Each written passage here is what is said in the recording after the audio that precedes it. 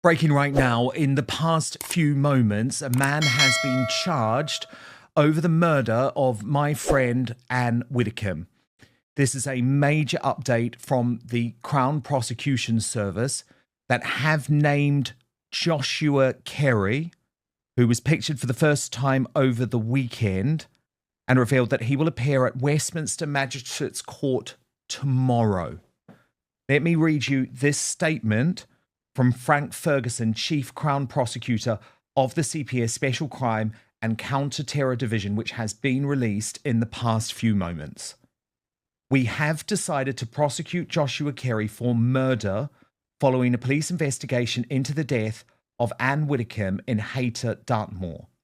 Police enquiries into the defendant's motives, including whether there is a terrorist connection, are ongoing. Our prosecutors have worked closely with the police to establish that there is sufficient evidence to bring this case to court, and we will continue working with them. It is vital there should be no reporting, commentary, or sharing of information which could in any way prejudice these proceedings. So, Lauren, the insider, we know what happens here, don't we?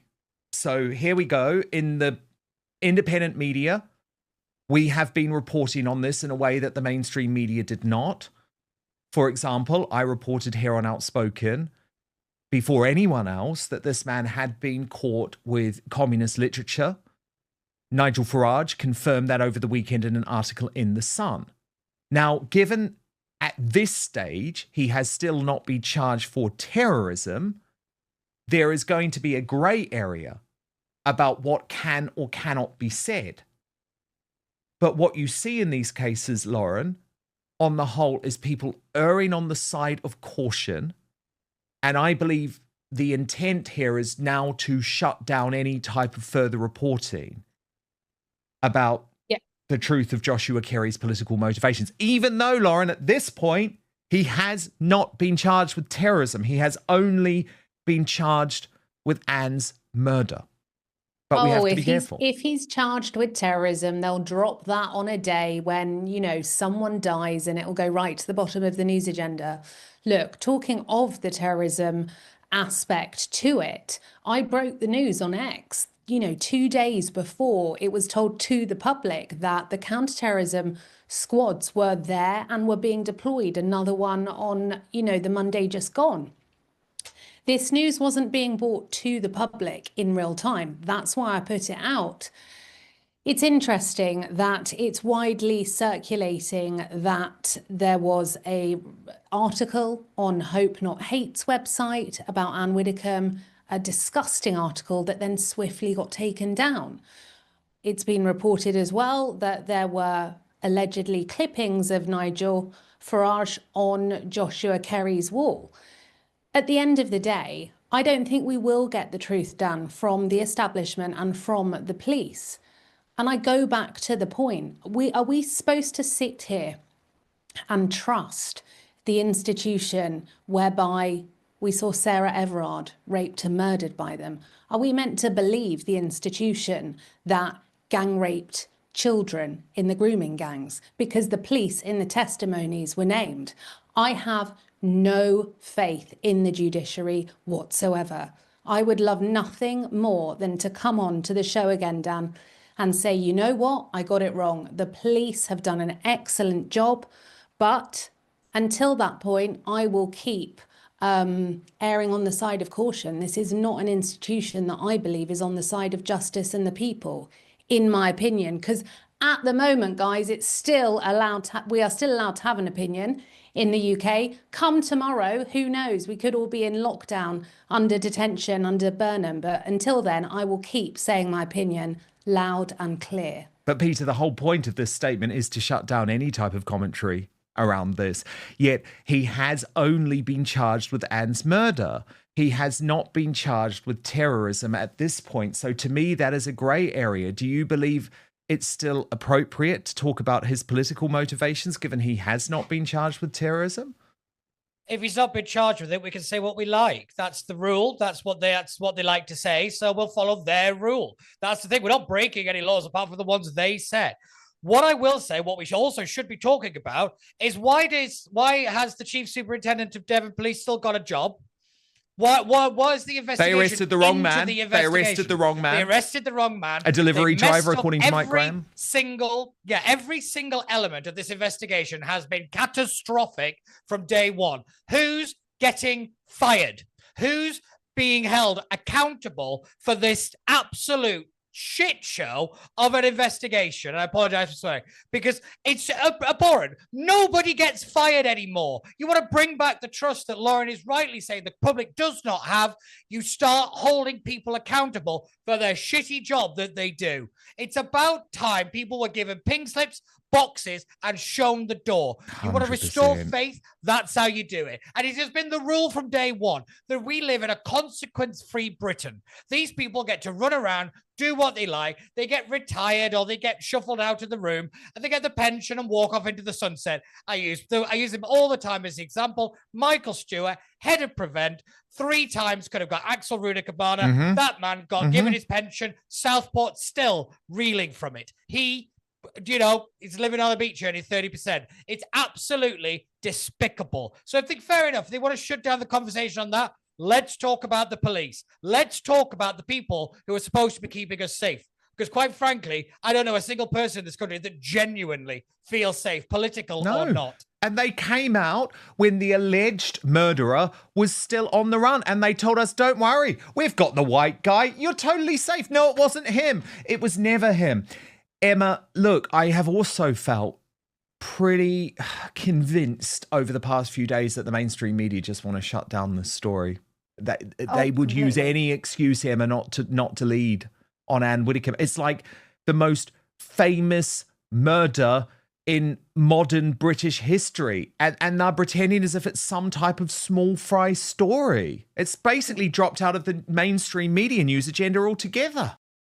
Want the real story behind the headlines? Subscribe to Dan Wootton Outspoken for daily updates you won't get anywhere else. Join us today. It's free. I entirely agree. Everything's been taken over by Burnham this, Burnham that.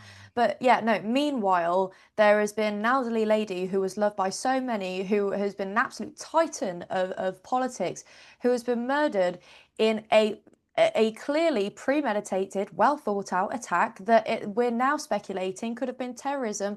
There's talk of communist paraphernalia. All of these different things are just, it's so obvious because this is exactly what is not the party line, the mainstream narrative, which is exactly why we're not seeing the same I'm just going to interrupt because the police are giving a press conference on this news. This is the counter-terror police at Scotland Yard. Sorry to interrupt once again. We're going straight to Scotland Yard on a police statement. I'm Lawrence Taylor, Assistant the murder of Ann Widdecombe, Head of National Counter-Terrorism Policing. I'd like to start by offering my deepest condolences to the family of Ann Widdecombe and to everyone who knew and loved her. The impact she had on political life in this country has been clear to see since her death on the 8th of July. I hope some of the tributes paid over the last week have been of comfort to her family, who are also being supported by our specialist family liaison officers. Earlier today, detectives from Counter-Terrorism Policing were informed that following a submission of evidence to the Crown Prosecution Service, charges have now been authorised. We have charged Joshua Kerry, a 28-year-old British national of Burley Road, Rotherham, South Yorkshire, with her murder. He is still in custody and will appear at Westminster Magistrates Court tomorrow morning for his first hearing. It remains the case that we are not looking for anyone else in connection with this incident. I know there has been significant interest in this case, and rightly so. I want to make it very clear that our investigation into this individual, determining his motivations and any wider activity he may have been involved in, is continuing. Given Ann Widdecombe's profile and the targeted nature of the attack, determining the motivation, including any possible political motivation, remains an active avenue of investigation for our detectives. And as with all murder investigations, understanding the why is a key part of our inquiries. This has been and remains a particularly intensive and complex investigation. Over the last week, our teams have gathered a huge amount of information, leading to over 800 lines of inquiry. Each of those needs assessing carefully and thoroughly, and I ask that we're given the time to do that. Should counter-terrorism policing identify any further offences, we will liaise with the Crown Prosecution Service and submit evidence where appropriate. As always, to ensure the best outcome for victims and their families, we must do this right, not just quickly. And I reiterate my ask for the support of the public in this. I know many have been understandably concerned about their own safety after this horrendous attack, particularly after hearing about the nature of the attack she endured in her own home. We're working closely with the Speaker of the House and the relevant authorities to ensure elected officials are aware of what we have in place to protect them. As criminal proceedings are now underway, and to avoid undermining the judicial process, we will not be making any further comment on the investigation unless absolutely appropriate. I would like to thank the public, the media, and those right across the political spectrum for their engagement and support whilst we progress this challenging investigation. I ask for patience as our teams do their work.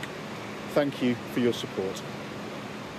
Okay, so that is Lawrence Taylor, the head of counter-terrorism at Scotland Yard, making the point that there are 800 lines of inquiry, potentially more offences. Critically, are not looking for anyone other than Joshua Carey in the murder of Ann Widdecombe. And George Gilbert, shut up, basically, shut up, say nothing. We're not going to say anything. That's the message out of Scotland Yard. Exactly. This is the epitome of the distrust the public has had, not only in the media, but in our public services. It's coming just months after the high-profile murder of Henry Novak, and it doesn't seem like any action was taken to resolve that from happening in the future. And it's the same story here. It's all we get is this word scramble, all thoughts, prayers, da-da-da-da-da. We're going to see the same thing happening in probably a few weeks' time to some other misfortunate public figure, because no action is ever taken. It's just words after words, and we're sick of it, Dan. We want action. We are indeed.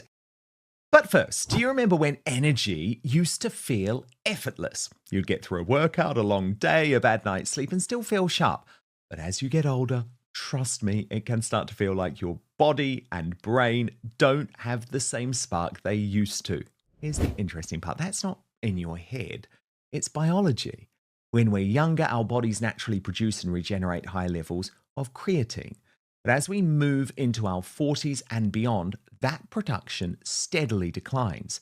And that means less readily available energy for both our muscles and our brains. That's exactly why Qualia Creatine Plus was created. Here's the key thing though. You can't just take any old creatine and assume it's doing the job. It has to actually get into your cells and then be activated so your body can use it properly. That's why Qualia Creatine Plus is different. It combines two clinically studied forms of creatine with electrolytes, all chosen to support absorption and activation.